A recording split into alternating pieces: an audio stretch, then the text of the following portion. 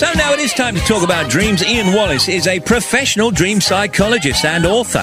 He's analysed over 100,000 dreams throughout his career and says exploring our dreams is the most powerful way to understand what we want out of life and how we can achieve it. So I think we're going to go to a phoner straight away and see what Jessica Porter's dream is. She's in Buxton. Hi, Jessica. Good evening. Hello, you alright? How you doing? I'm fine, thank you. And what's your recurring dream? I have a dream where I'm in the sewers. A lot of snakes have eaten the villagers. Right. And I seem to be transporting all these snakes back into the sewers. Right. I'm in the Navy somehow. You're in the Navy? I am, yes. And a lot of them seem to be pythons.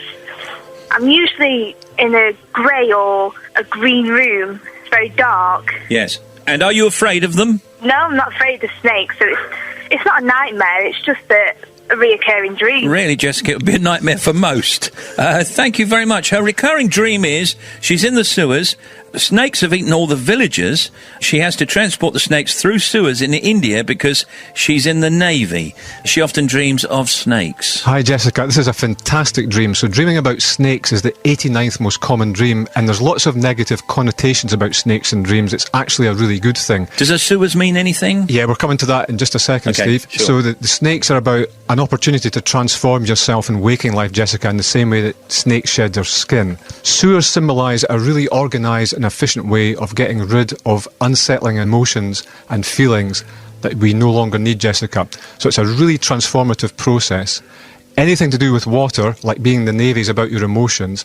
So it shows that you're in charge of your emotions, but the constricting nature of the pythons and the sewers show that you keep a tight grip on your emotions. And the grey and green room suggesting you're also camouflaging your inner feelings, Jessica. Thank you very much for that, Jessica. Email from Katie Johnson with Tim. Who says, I've got a recurring dream. This is really interesting, actually. Katie says, I'm in someone's house. It's never the same house or person, but they are known to me. However, they don't know I'm there. I always know I have a very valid reason for being there, but whilst I'm upstairs in this house, I hear them come home and I start to panic. Do I try and escape, or should I just go downstairs and try to explain myself? Katie says, I then always wake up before I have to make a decision. It's a fantastic dream. It sounds a bit like Goldilocks and the Three Bears, doesn't it? Yeah. So as regular listeners know, any time we dream about a house, we're dreaming about our own self. Houses have got insides and outsides, and so do we. So when Katie's dreaming she's in someone else's house, she's exploring her own potential for personal development. I see. Although she feels that connecting with her purpose is a really valid thing to do, other people might not think so. So that's why she feels a little bit guilty and out of place. And because she's upstairs, it's all to do with her thoughts and ideas. And when she goes downstairs, it's about putting her plans into action. Okay. That is interesting. And any significance in the fact that she always wakes up before she has to make a decision? Yeah, so the dream is actually a wake-up call to make that decision and put her plans into action in waking life. Yeah, I can Thank see. you, Yeah, thank you. yeah, I got you. I had a particularly vivid dream the other night involving the colour yellow.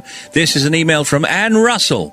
I dreamt I lived on a beautiful yellow sandy beach. The sun was shining in clear skies, and my family all lived close to me on the same beach, although they're not my real family. I could see my grandson dressed head to toe in an extravagant golden yellow outfit, like an Asian prince in a hat, long coat, and even a bright gold walking stick. Then I was driving along a mountain road in a yellow convertible. The mountain was made up of different layers of yellow rock. Ahead I could see a yellow outcrop. Above me the road. On the outcrop I saw two older grandsons. One was holding the other's hand, but was dangling precariously over the edge. I shouted to them, and they just laughed. Ha ha ha ha. And they said they were okay. Then I woke up. All my family had yellow blonde hair in the dream. Please help me work out what this means. I don't even know if they were my family or not. This is a great dream from Anne. So colours are really important in dreams, and dreaming of yellow is all about optimism. And so she's got a very sunny disposition. Being on a beach shows that she's very relaxed in her thinking, and her grandson reflects how richly optimistic she is.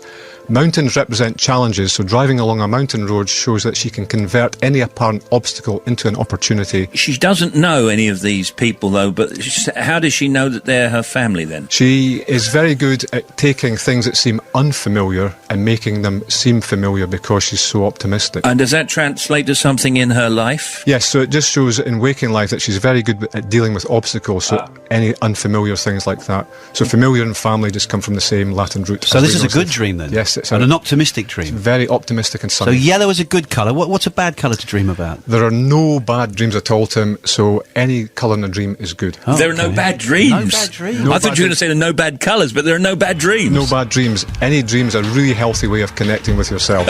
Any dream will do. We'll be right back then. Don't go away. Ian Wallace, a professional dream psychologist and author, is here with us, and we do Ian. We have Ian on the air and you on the air with him every few weeks. We were hoping to go to Kate Gore on the phone, so I'm just looking out to the control room. No, we can't get hold of Kate Gore.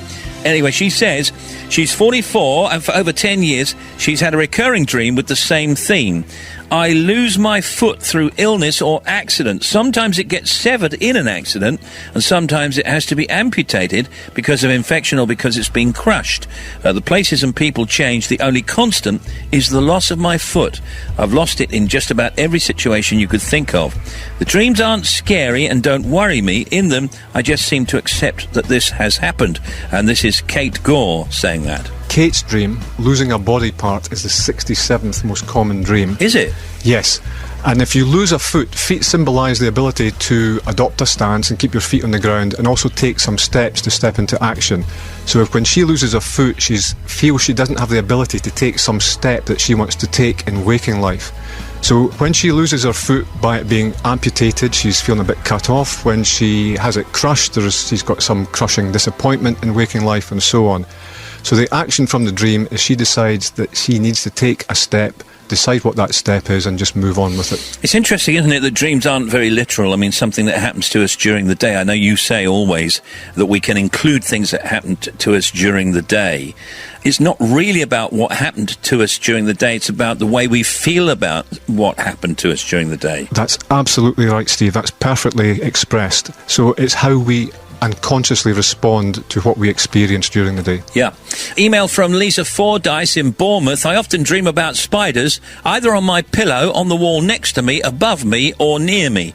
It's only ever one spider, and it happens when I'm nearly asleep, so I struggle to decide if I'm dreaming or if there's actually a spider. Yes, so Lisa's dream can be really scary as well. It's the 77th most common dream to dream about a spider. Really? And a spider symbolises emotional entanglement, and it's usually of a family or a romantic nature. Invisible threads that reach out and go around you and maybe restrict you from doing things you'd like to do. Yeah.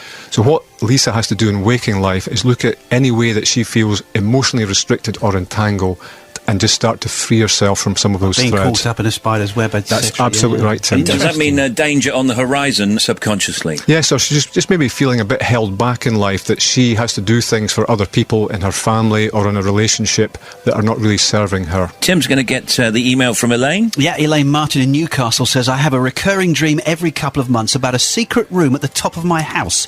In the room are pieces of furniture from past homes and cupboards with things like vases and lamps from other people's homes. However, in the middle of the room is a wooden pallet covering what I think is a hole. There's a large window overlooking some unfamiliar scenery, and it's always sunny. Nothing really happens, she says, in the dreams, although sometimes there's a stranger sitting on the sofa. This is a fantastic dream from Elaine.